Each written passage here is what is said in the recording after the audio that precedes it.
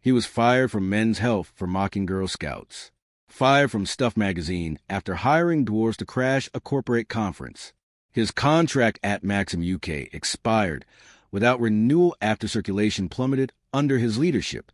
By 2006, Greg Gutfeld had been thrown out of every major publication he'd ever run. The media establishment had written him off as unemployable. Then Fox News called with a bizarre offer: host a show at 3 a.m., a time slot so dead that executives joked his only audience would be speed dealers and nursing mothers. Nobody expected him to last 3 months. Fast forward to today, and that same exec now commands more viewers than Colbert, Fallon, and Kimmel combined.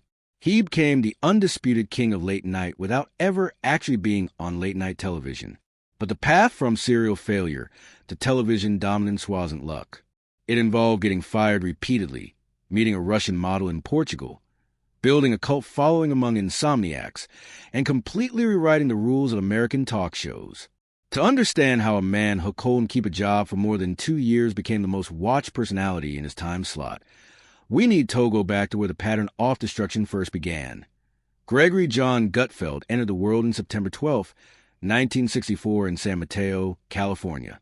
His mother, Jackie, raised the children in a Catholic household.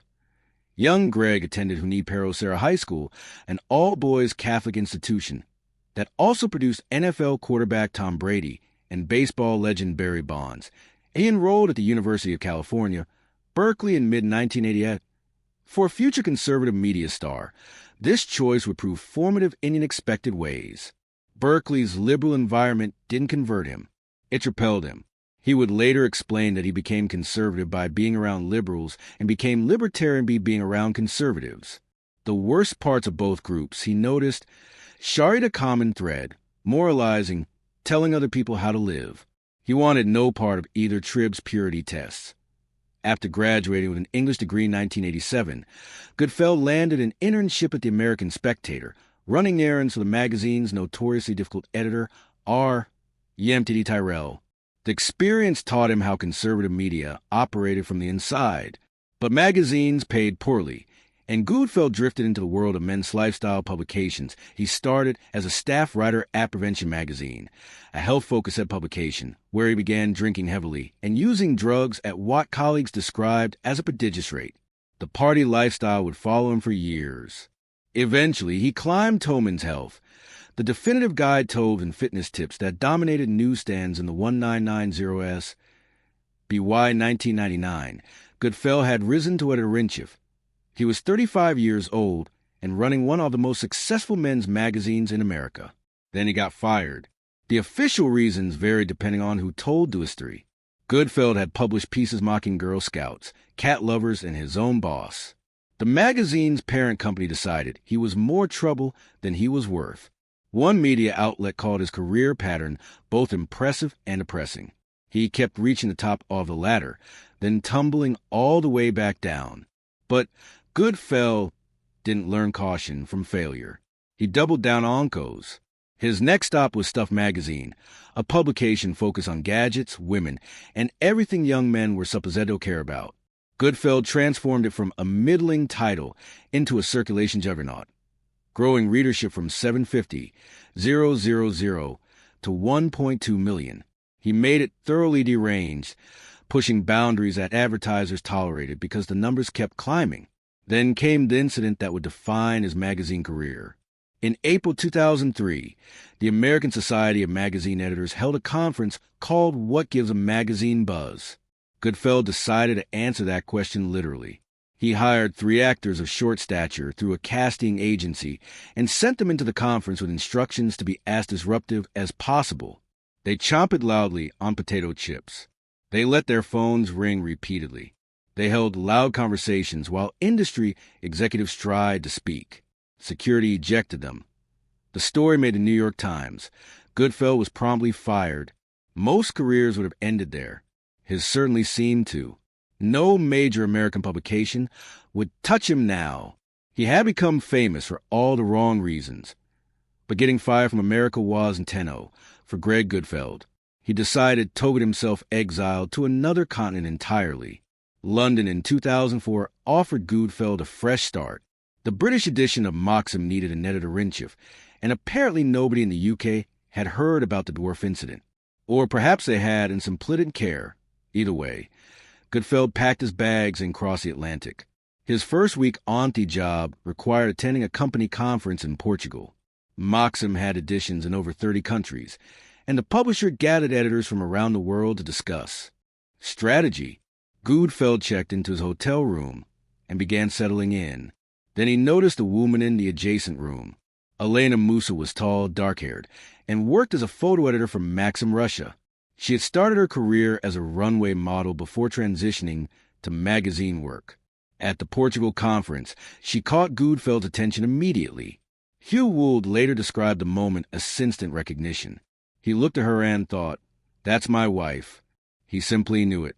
The problem was that Elena wanted nothing to do with him. Gutfeld spent 3 days pursuing her with what admitted was foolish persistence. She remained cold, dismissive, uninterested in the short American editor who kept appearing wherever she went. Finally, he scheduled her on an actual date. She said yes. Something shifted between them. Within weeks, Elena relocated from Russia to London to be with him. The relationship accelerated at a pace that would have seemed reckless to anyone watching from outside. They had known each other barely 5 months when they married in a small civil ceremony in New York. The wedding photos were scarce. Both preferred privacy over publicity. Gutfeld wrote about Elena in his 2008 book, describing how she pushed him to experience London properly instead of hiding in their apartment watching reality television. She gave him stability he had never found in magazine offices or bars. But stability wouldn't save his career. That Gutfeld's tenure at Maxim UK produced disappointing results. Circulation declined under his leadership. When his contract expired in 2006, the company chose not to renew. He was now 41 years old, unemployed again, and newly married with no obvious prospects. The couple relocated to New York City. Elena began building her own career as a fashion stylist, eventually working with publications like Venice Magazine, Loisel, and Design Scene. She attended Parsons School of Design and graduated in 2017. But in 2006, both Gutfelds were starting over from scratch. Greg took a strange gig that seemed like career suicide. He became a blogger for the Huffington Post. The Huffington Post represented everything Gutfeld disdained about liberal media. Yet founder Arianna Huffington welcomed conservative voices on her platform, and Gutfeld saw an opportunity to cause trouble from the inside. His post became legendary for what observers called inspired lunatic ridicule of his fellow bloggers. He mocked Arianna herself. He attacked other contributors. He turned every comment section into a battlefield. One of those comment sections attracted the attention of a fellow blogger named Andy Levy. The two began trading barbs and discovered they shared a similar sensibility. Dark, satirical, willing to offend anyone for a good joke. That online sparring would soon become something more significant, because while Gutfeld was annoying liberals on the internet, someone at Fox News was watching. The phone call came in late 2006. Fox News wanted to launch a late-night show. Was Gutfeld interested? His response was immediate and honest. He was broke. He would do anything. Fox flew him to New York for meetings. The pitch was unusual. The network wanted to fill a time slot that nobody watched. Originally scheduled for 2:00 a.m., the show would air when most Americans were asleep. The target demographic, Gutfeld joked, consisted of speed dealers and nursing mothers, plus inmates. They got a lot of letters from inmates. The show launched on February 5th, 2007 under the name Red Eye. Gutfeld expected weeks of rehearsals and careful preparation. Instead, executives told him they were starting in 3 days. The team rehearsed in the green room. Everyone involved, including the cameraman, was drinking. The atmosphere resembled a house party more than a television production. Red Eye debuted at 2 a.m. Fox executives watched the early episodes and decided the content was too edgy for that time slot. Their solution was Tom over even later to 3 a.m. where fewer people would see it and complain. Gutfeld had now been demoted within his own show before it found an audience, but something unexpected happened in those dead hours of the night. Reedy developed a cult following. The show's format defied every convention of cable news. Gutfeld would introduce panelists with absurdly exaggerated compliments. Topics ranged from politics to pop culture to complete nonsense. Nothing was sacred. Nothing was sacred. Fox News itself became a regular target of mockery. The humor was dark, absurdist, and completely unlike anything else on television. Andy Levy, Gutfeld's sparring partner from Huffington Post, joined Asti show's ombudsman. Bill Schultz, acolyte from Gutfeld Stuff magazine days, became the designated sidekick. The three formed an unlikely chemistry. Levy was a deadpan snark machine. Schultz played the lovable loser. Gutfeld presided over the chaos like a mischievous ringmaster. Gutfeld's mother, Jackie, became a recurring presence on Red Eye. He gave her the title of senior. Correspondent, explaining the joke was that she was elderly. Her job was to watch Fox News during the day and report back on what happened. She complained constantly that the women on screen wore skirts that were too short. Gutfeld would respond that other viewers appreciated those skirts. The relationship between mother and son played out on camera in ways that felt genuine. When Gutfeld was younger, he had been embarrassed to introduce friends to his parents. As an adult, he noticed those same friends preferred hanging out with Jackie over hanging out with him. She had no-nonsense authenticity that audiences responded to. She supported everything her son attempted, even when those attempts seemed destined to fail. Red Eye shouldn't have worked. A show at 3:00 a.m. with no budget, drunk cameramen, and topics chosen seemingly at random had no business attracting viewers. Yet, the ratings climbed. The show began beating prime-time cable news programs despite airing in the middle of the night. Then, in July 2011, Fox offered Gutfeld something bigger, a new daytime show called The Five Needed Hosts. The format featured 5 commentators discussing news and politics every weekday at 5:00 p.m. Gutfeld would be one of those 5. The 5 became a phenomenon. The program made television history as the first in prime show to rank number 1 in both total viewers and a key demographic of adults 25 to 54. Gutfeld was suddenly appearing in front of millions of people instead of thousands. But he kept hosting Red Eye 2, working both shows simultaneously for nearly 4 more years. The grind couldn't last forever. In February 2015, Gutfeld announced he was leaving Red Eye to focus on a new project. The 3 a.m. show had served its purpose. It had proven that Greg Gutfeld could hold an audience when nobody thought anyone was watching. Now Fox wanted to see what he could dial with a real-time slot. The Greg Gutfeld Show launched on May 31st, 2015 as a weekly Saturday night program at 10:00 p.m. The format blended political satire with variety show elements. Gutfeld delivered monologues. He interviewed newsmakers. Regular panelists included comedian Kat Tim, who brought a libertarian perspective and sharp wit, and professional wrestler Tyrus, whose intimidating presence contrasted with surprisingly thoughtful commentary. For 6 years, the show aired on weekends while Gutfeld continued his daily appearances on The Five. He was working constantly building an audience that loyal viewers followed from show to show. The late-night hosts on broadcast networks barely acknowledged his existence. They didn't consider a Saturday show on Fox News to be competition. Then came 2021. Fox News announced that the Greg Gutfeld Show would move to weeknights Andre brand as simply Gutfeld. The new program would air at 11 p.m. Eastern, directly competing with Stephen Colbert, Jimmy Fallon, and Jimmy Kimmel. Industry observers predicted failure. How could Aceable News show compete with broadcast network programming?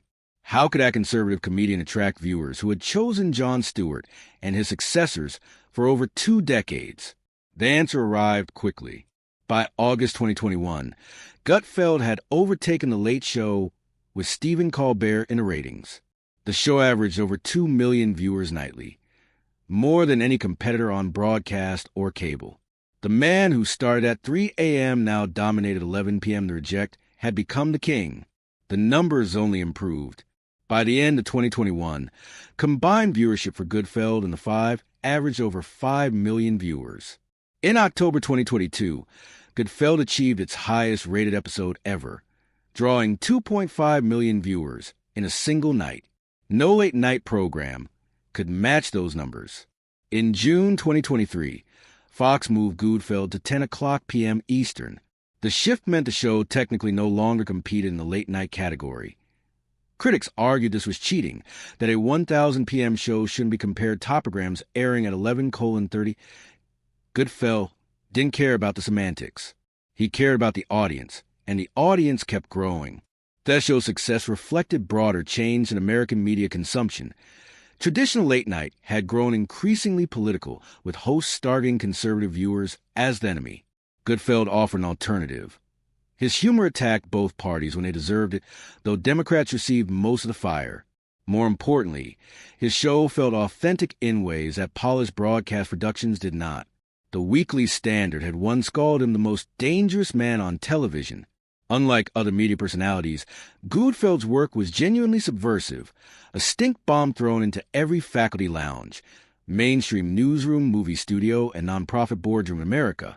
He had found his audience not by chasing trends, but by being exactly who he was, a troublemaker who got fired from every respectable job he ever held until heralded somewhere that valued chaos. The later chapters of Gutfeld's story have unfolded in ways nobody predicted, including Gutfeld himself. In December 2024, he announced news that shocked longtime viewers. At age 60, Greg Gutfeld had become a father for the first time. He and Elena welcomed a daughter named Mira. The announcement came during an episode of 5, where Gutfeld joked about his daughter's impressive set of lungs, and his plans to teach her 3 languages. 20 years of marriage had produced not children. Then, when most men his age were thinking about grandchildren, Gutfeld became a first-time parent. The private man who rarely discussed his wife on camera suddenly had a whole new dimension to his life. The baby announcement coincided with his continued professional dominance. By 2025, Gutfeld remained the most watched program in his competitive set. His nearest rivals on broadcast struggled to reach 2 million viewers, while he consistently exceeded 3 million. The late-night landscape had been transformed by someone the industry had dismissed as unfit for television. The contrast with his competitors tells part of the story.